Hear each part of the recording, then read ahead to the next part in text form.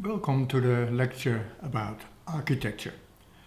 This lecture will be in two parts. The first part I will describe how you can define your architecture and what steps you have to take to get a good architecture. And in the second part, the second lecture, I will emphasize more the results and the consequences of an architecture.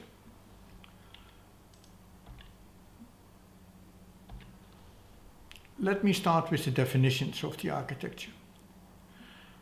Architecture means that you have a coherence in the design for your organization, your human infrastructure, and your technology infrastructure. And it's based on three principles which were already written down by some Roman, Vitruvius, who said there are three major elements in architecture. The first one is beauty. When you look at something and it's beautiful, normally it means that the architecture fits. The second thing is firmness. Firmness means that it will stay, it is stable, it still can be used in the future. And the third one, very important, is usability. So it should not only be just beautiful and firm, but you should be able to use it. People should be willing to use it.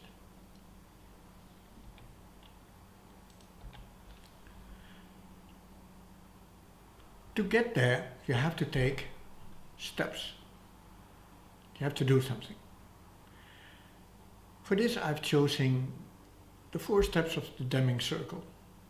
Plan, do, check, and act.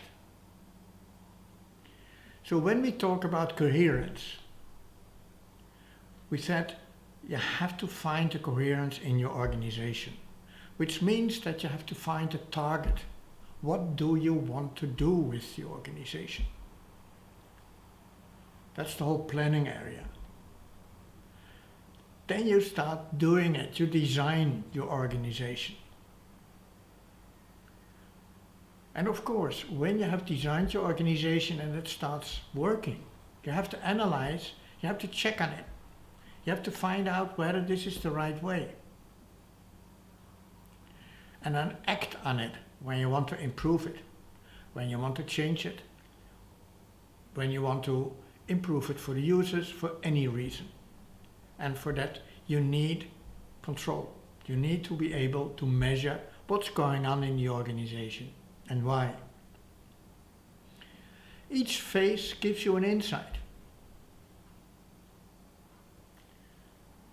The target tells you, why are we doing this? What is the reason? What is the purpose of the company? What is the goal? What do we want to reach together? The second thing is, how are we going to do it? When you design something, in fact what you're doing is saying, we are going to use those people, those systems, those tools, etc. And then what are you going to do with that? What are the people doing? What are the machines doing? What are the tools doing? And the last one, to have control, means you know who is responsible. Now, this all looks as different areas covered by different people in your organization. Because normally what happens is that in the planning step, you have people on a management level, strategic planning. On the do, it's already on one level lower, at the team level. To check it, to analyze it, is mostly on people who are in a kind of auditing role. And especially the control people are the managers and the auditors. So we have appointed different people in the organization for those different functions. But for architecture, you need coherence. And coherence means that things should fit together.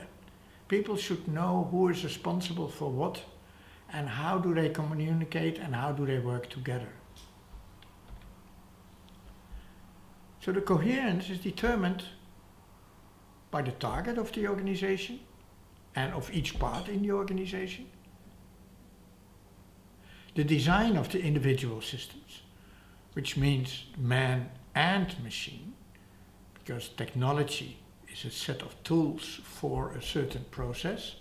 So you have to define your technology, which means you have to define your systems. And this could be, for example, also artificial intelligence systems working together with people to fulfill the goal to reach the target of the organization. But then you have to define the flow. You have to define the internal structure. You have to define the steps to be taken to reach that goal. And the dependencies. So how are they interlinked?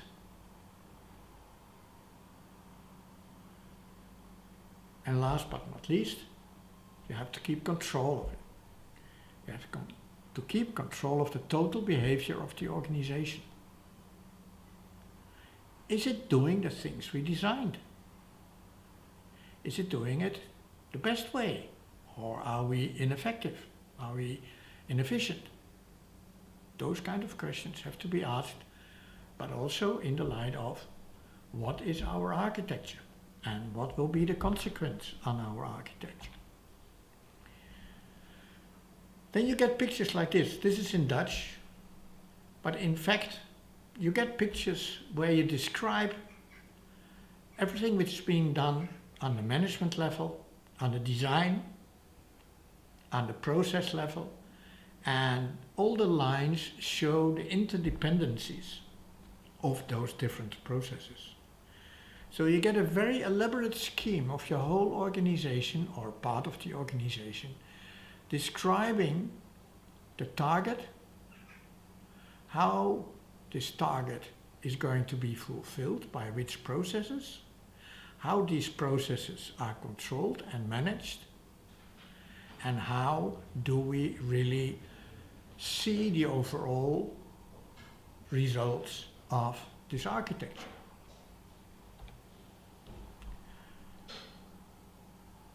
I have said we want to have insight. How do we get insight? The first thing is, insight means why are we doing it? Why does it have to be done? Just to give you an example, I was once in a bank in one of the local offices, and every morning there came a truck filled with microfiches. I'm now talking about the 80s in the previous century.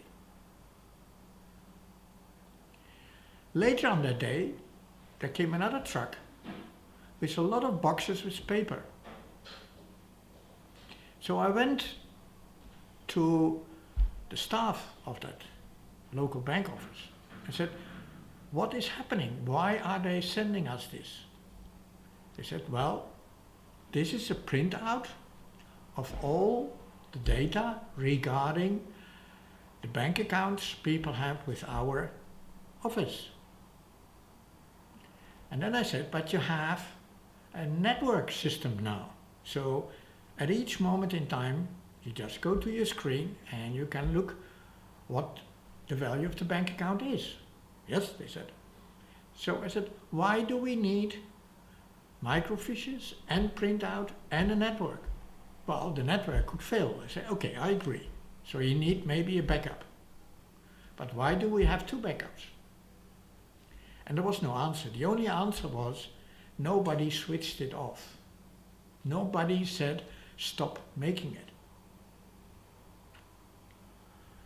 So all the time you have to ask yourself, what is this process and what's the purpose of the process and why are we doing it? How is it being done? Could it be done differently? Why are we doing it this way? Very often people just continue doing something the same way, although we know there are better ways and we know there are better tools. Are we aware what we actually are doing? Very often we have systems running with software in there, and the software has algorithms made maybe several decades ago, and nobody knows anymore what those algorithms are really doing. That's a danger. When we don't know anymore what you're actually doing, how can we control the system?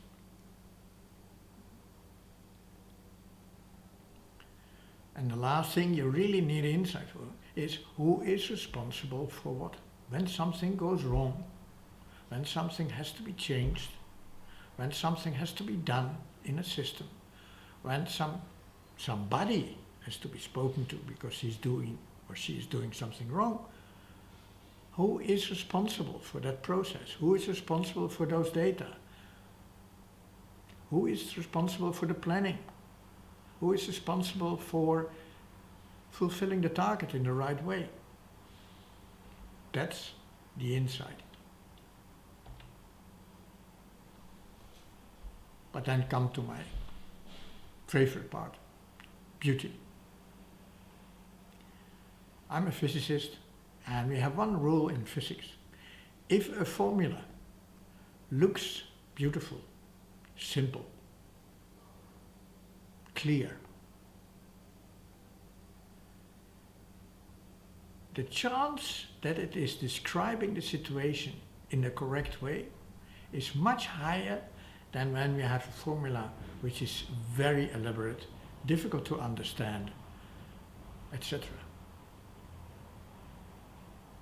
Why is that? Nobody has proven it. But we all have that feeling. When we look at a simple formula like E is mc squared, it is very simple. It's almost beautiful because it's so simple. But it has an enormous effect on how we think about mass, light, and energy.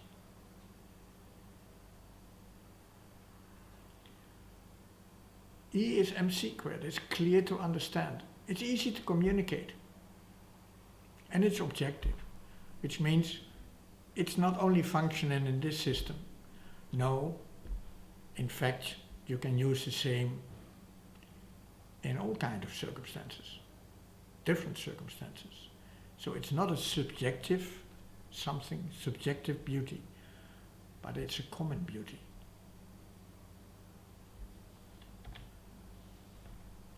Then we come to firmness. And I added a picture here of 3 different bridges from different times. The middle one was in fact designed by the same guy who designed the Eiffel Tower in Paris. This is in Porto, in Portugal. That bridge is old. But the funny thing is that you see that already the design he used for that bridge is exactly the same as the design in the bridge behind there and in the bridge in front.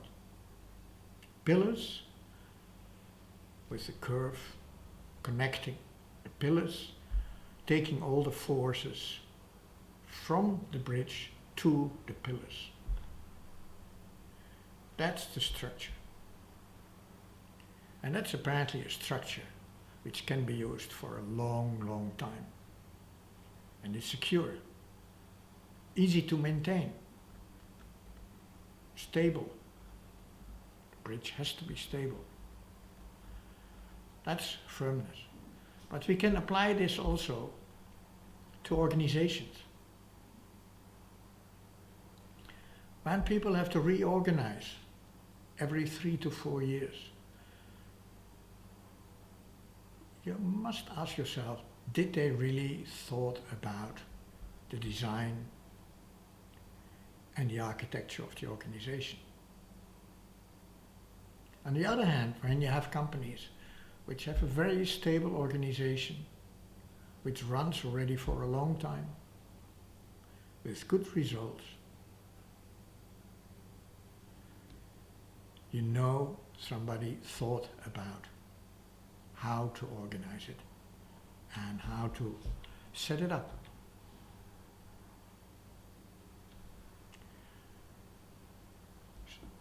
How do you do that? And in fact, when you are building an architecture, don't start with the systems. First, look at the organization. What is the goal of the organization? Agree on that, and then go to the necessary structure. Then go and define the goal and target of the organization parts. Then determine the processes, and then you can define the systems. So all these IT people, all those nerds who like to talk about systems, that's the last phase, that's the last thing you need in an organization to decide on. First, you have to think, what are we doing here? Which means that sometimes you need a person instead of a machine to be able to do it, because you need creativity, for example. You need insight. You need a different approach for each situation, something a system cannot offer.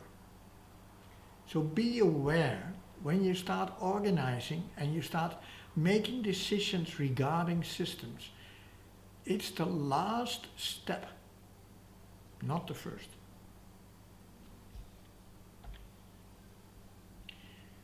So everybody is discussing who is doing what. Should we make a contract with Microsoft? That's not the question. The question is, what kind of organization are we and what is the target? What is the purpose of the organization? When you know the purpose, you can define what you want to do. Do you want to use infrastructure as a service? Do you want to use platform as a service, or even the whole software? I can imagine if you're a company on your own, and like me, you're only selling, in fact, knowledge by education, writing articles, things like that. I'm not going to buy only the infrastructure. In fact, I would like to buy the whole software. When I'm a design studio, I will use Adobe and the whole software from Adobe, because everybody is using Photoshop and Elements and all that kind of stuff. So why should you have it on your own machine? It's not necessary. On the other hand, when I'm a defense company or organization, I may wonder whether I even would take infrastructure from outside. I have to make decisions on that. And sometimes that can go against you. But sometimes it can help you a lot when you are completely independent of any other infrastructure on this world. So please think, when you think about architecture, first, why are you doing it? What is the purpose of the organization? What are the different processes do in my organization? And then decide on systems. So you determine the systems based on the processes. Then you determine the relations between the systems, the interfaces, and that could be also human relations. That could be human interfaces. Then you determine the system solutions. When you know the system solutions, you know what you are going to use, man, human, and system. Then you determine the flow in the system itself and between the systems. And when you've done that, you can determine the risks of the total picture. Be aware that the system in this case contains human and machine. Humans and artificial intelligent machines, both able to interpret data, to make decisions, and to perform a process, either fixed processes based on input or variable processing based on input and sense information.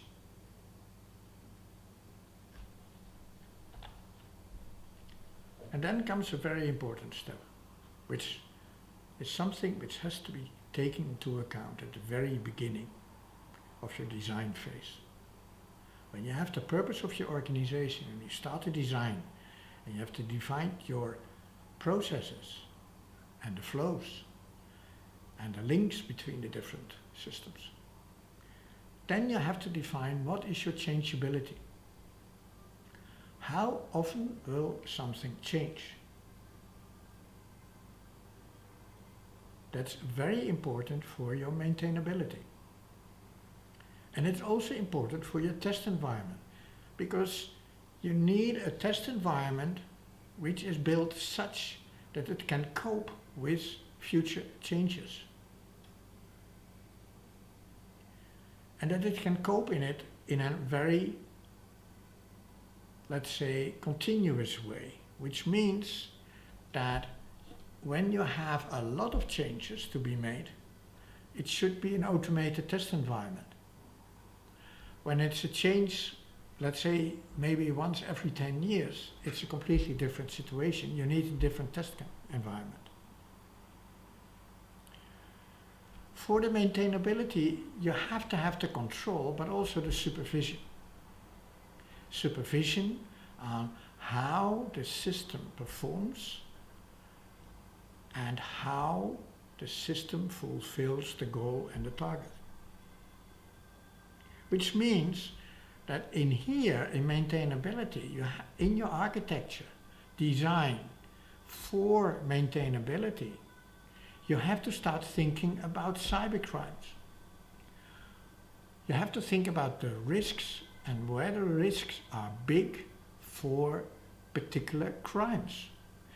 This could be cybercrimes by people from outside, but also from inside. If you give access to too much data, too many data systems for one person, the chance that this one person could do something wrong, or let's say the impact of it, is certainly higher. And not only that, your last step then in the design is the fallback situation. What kind of fallback do I need? Do I have to test it? Should it work always, or can I use it in a few hours? All kinds of questions you have to answer in the design phase based on maintainability. And then when you have defined a new system, how are you going to implement that new system? You have tested it, it's approved, but still, when we look at the left side of this collateral system picture, you see on the down left, process impact assessment. Somebody should take the time to find out what the process impact will be.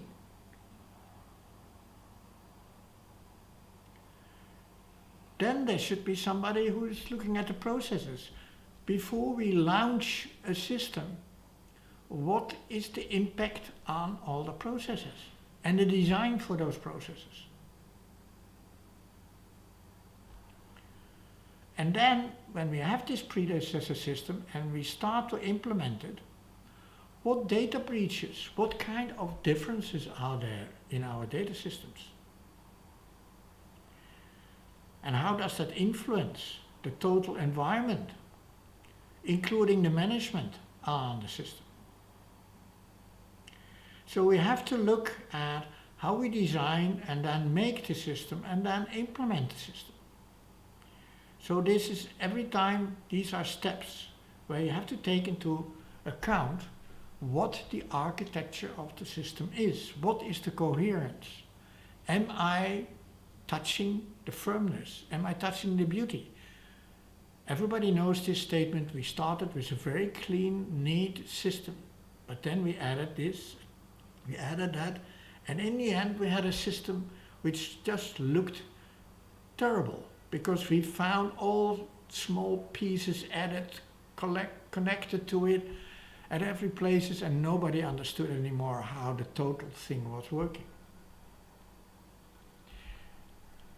What a lot of people forget about this is, yes, we have a new system ready to replace the existing one.